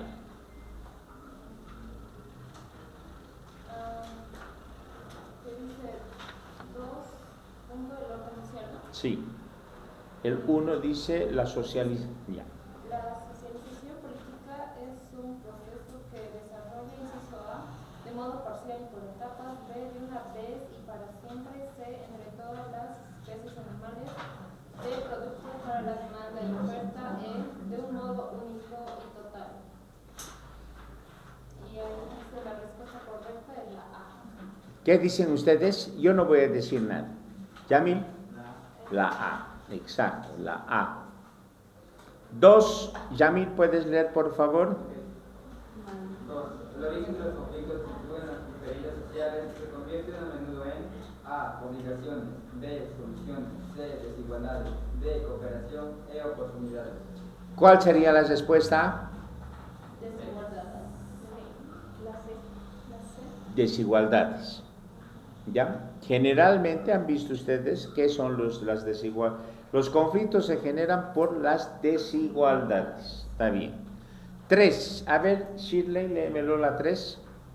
Los conflictos que la política se ve obligada a gestionar surgen de la, inciso A, igualdad, equidad, desigualdad, religión, devolución, inciso C, desigualdad. ¿Qué dicen? Alicen sus tarjetitas.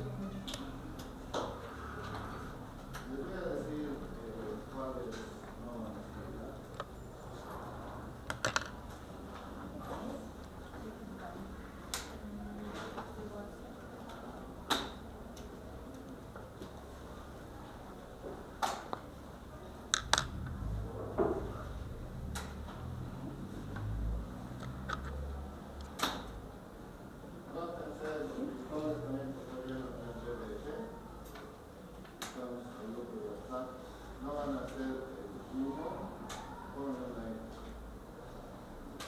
dos,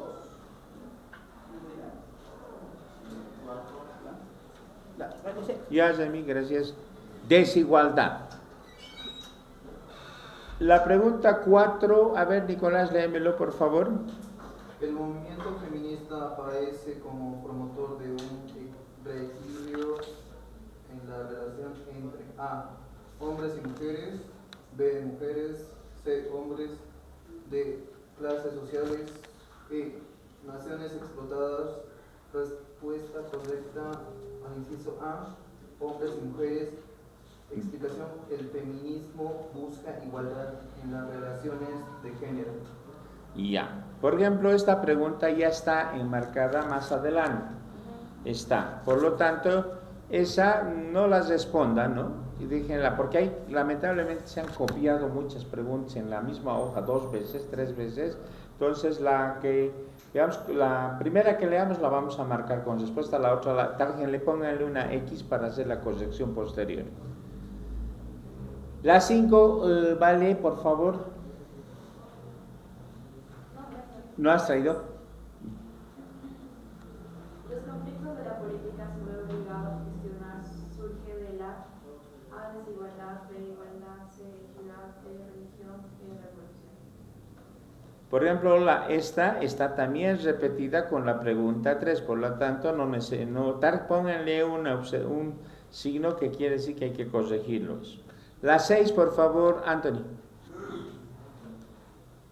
La escuela ha sido considerada como el más potente agente de socialización después de inciso A, el trabajo, inciso B, el barrio, inciso C, la familia, inciso D, la política, inciso E, la cárcel.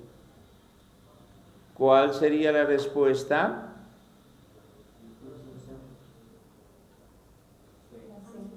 El C, la familia. Bien. Vamos a la pregunta 7. Juanes, ¿puedes leer?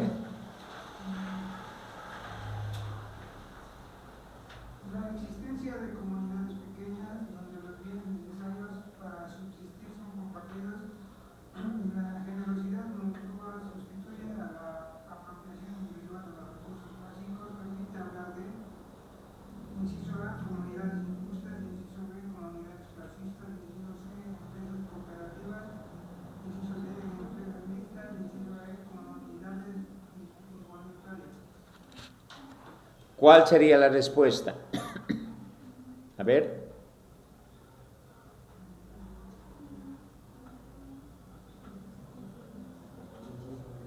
¿Cuál?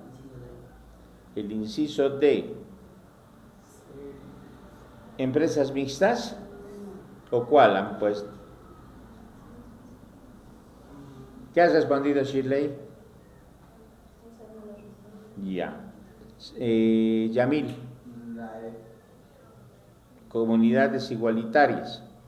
Sí, esa es la respuesta. 8. Lee, por favor, Silvia. La política es el interno de resolver las diferencias que existen en la comunidad mediante, inciso A, una decisión de carácter voluntario, inciso B, decisión de carácter obligatorio, inciso C, una decisión parcial, inciso D, una decisión de carácter unitario, inciso E, una decisión irracional. ¿Cuál sería la respuesta? ¿El B? Está bien. La 8 es... A ver... Isabel. No encontré mi No has encontrado ya. A ver, Shirley, ¿puedes leerlo, por favor? La 9. Sí. Los conflictos que la política se ve obligada a gestionar. Ya, esta es una... Perdón, Shirley, está repetida esta pregunta. Pónganle una X algo porque está repetida. La 10, por favor.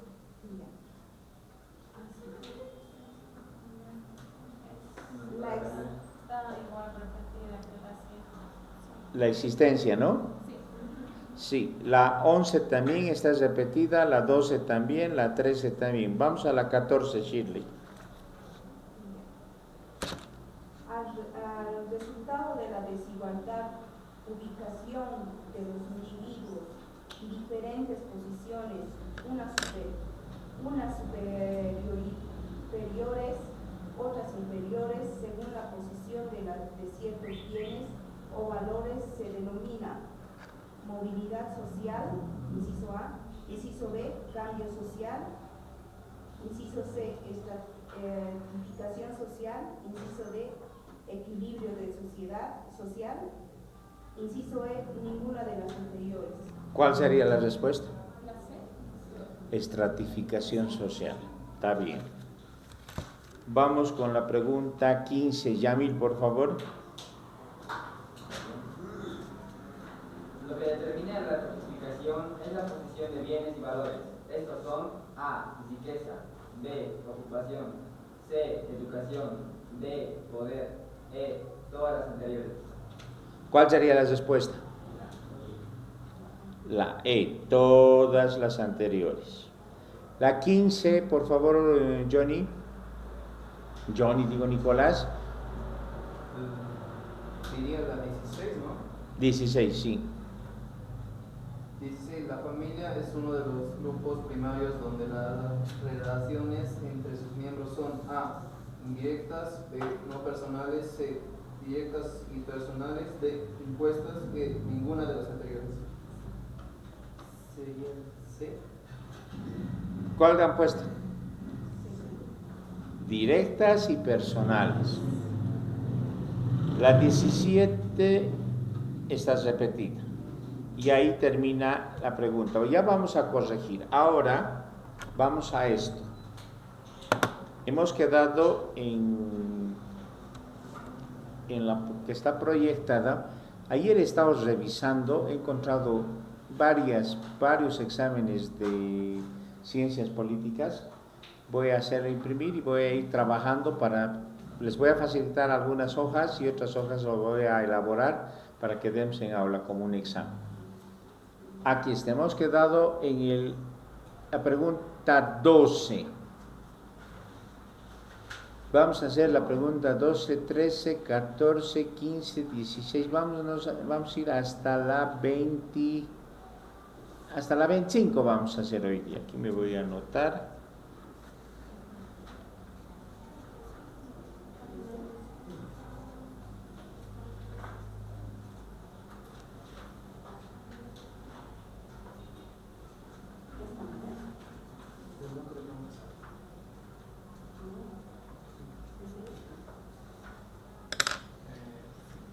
Ya, vamos a ver al 12. ¿Cuál es la función específica de la ciencia política en primer término? A ver. ¿Cuál es la respuesta, Nicolás? Describe fenómenos. A ver, ¿qué dices, Anthony? ¿Estás de acuerdo con que la respuesta es la C? De la pregunta 2. ¿Sí? Está bien, es correcta. Página 12. Pregunta 13. Desde la óptica de Karl Popper, el rasgo que distingue la ciencia es su verificabilidad absoluta, B, la posibilidad de ser refutada, C, su aplicabilidad inmediata y D, la aprobación social. ¿Cuál sería el inciso como respuesta? ¿Ya? ¿Cuál? ¿Qué dicen? A ver. ¿Qué dices, Anthony? La A. ¿Tú, Yamil? La B. Aquí, por ejemplo, yo me atrevería a decir que valdrían todas. ¿Por qué? Para ser ciencia debe ser verificable. Si no, no es ciencia.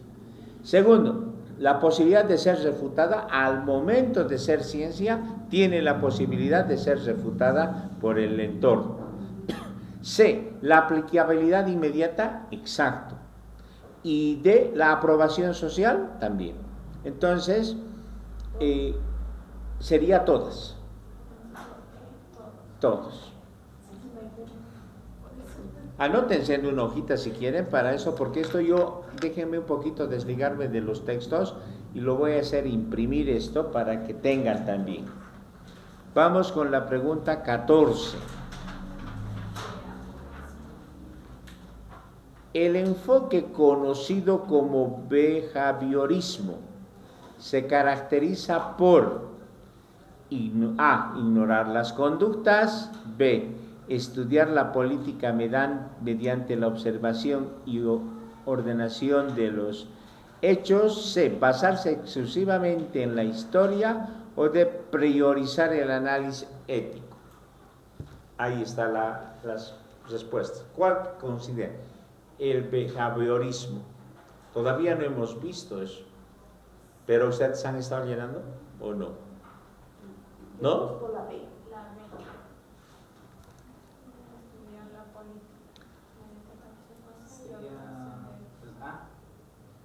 Ignorar las conductas. ¿Qué dicen? A ver, Yamil, ¿qué dices? ¿Has encontrado la respuesta? No. Ya, esa es tarea. Busquen en su texto, cópiense esta pregunta. Y ustedes van a buscar y el viernes vamos a revisar. Yo voy a poner aquí.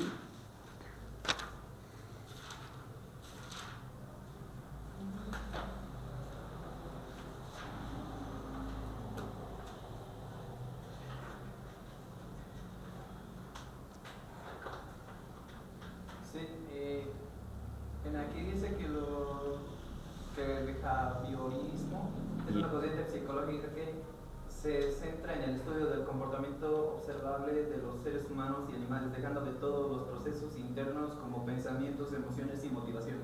¿Cuál sería entonces la respuesta? La B. Sí, La B. Ya.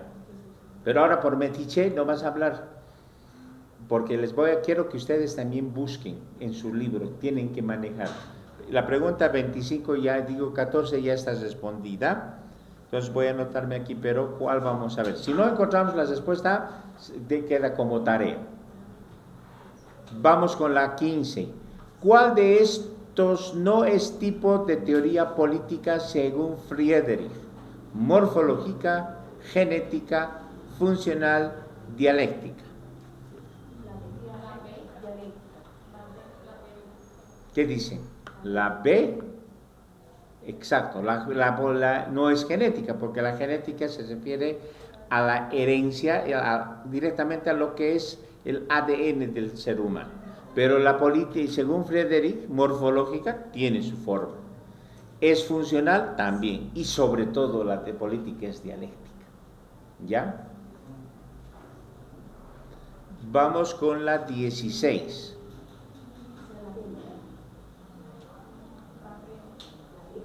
La B. ¿Cuál no es? Es la B. La 16. La crítica ética en política se relaciona con A. La eficiencia de las acciones. B. El análisis de causas y efectos. C. La valoración del bien y el mal en la vida política. O D. La elaboración de encuestas. ¿Cuál? Análisis de causa y efectos, la B. ¿Seguro? La C. La ética es la que estudia los valores y todo lo que está bien y lo que está mal. Perfecto. 17. Según el texto, ¿dónde surgen históricamente la ciencia política? A. Roma. B. Grecia. C. La Edad Media. D. El Renacimiento. La A. Que a ver, ¿qué dicen? Por eso existe la política romana o la materia de... ¿En Grecia? Ya. Tarea, anótense, buscar y responder con el libro tienen que buscar. Yo voy a poner pregunta número 17 y voy a poner responder y el viernes vemos eso. Vamos con la 18. Aristóteles se considera cercano a la ciencia política. ¿Por qué? Estudió constituciones y fenómenos sociales. B. Fundó la teoría del contrato social. C. Creó el concepto de Estado moderno. Y D. Rechazó todo análisis empírico. Estudió 150 constituciones, estudió y los fenómenos sociales. El inciso A. Vamos con las 19. ¿Qué aportación se atribuye a Maquiavelo en la ciencia política? La unión entre la filosofía y la religión. B. La explicación de la política como relaciones humanas con tendencias constantes. C. La creación del concepto de monarquía absoluta. O D. La fundación del derecho romano. ¿Ya?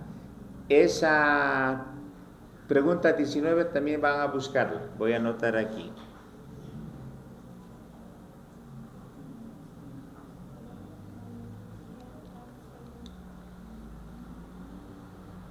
20. Según von Weime, la teoría política postmoderna se basa principalmente en A. Análisis empírico. B. Reflexiones normativas sobre el deber ser. C. Estudios estadísticos. O D. Experimentos controlados.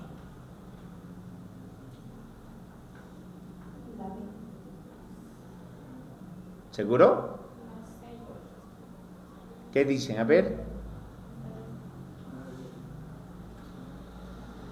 Ya, vamos a quedar aquí. Voy a dar tarea entonces. Van a buscar las respuestas de la pregunta 17, 19, la 20, la 21, la 22, la 23, la 24 y la 25. El viernes respondemos esto. Con sus libros van a buscar. Acostúmbrense a trabajar con el libro, ¿ya? Y yo me desligo de esto, de dos textos que todavía no me he podido entregar porque no está viniendo, no han venido. Entonces,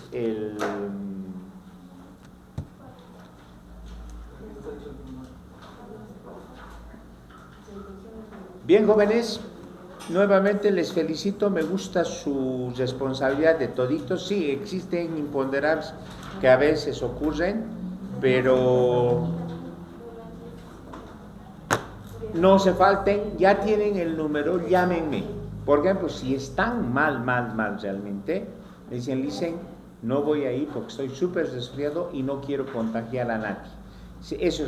Ahora, si quieren, pueden venir también, pero tráiganse su barbijo. Ya, porque así nos evitamos que... Porque en este curso, jóvenes, es muy caliente. Ahorita ustedes están tranquilos con chamarritas, chompas, todo. Pero dentro de unas 2 semanas esto es un horno. Esto funciona todo el rato. Es increíble. Y tráiganse agua. Sí, eso sí también les digo. ¿Hay el botellón de agua o no han visto todavía el botellón? Está lleno. También ahí están los vasitos descartables para usar. ¿Cuál es el número? 77 48 00 42. ¿Por qué no me has llamado, Anthony, para decirme que estabas mal? No estaba profesora, dice. ¿Perdón? No estaba profesora. Ay, no estabas, no podés manejar nada, me imagino, porque todavía estás, como dicen en quechua, umpu, como pollo con moquillo estás. Bien, jóvenes, nos vemos el día viernes, que les vaya bien, cuídense.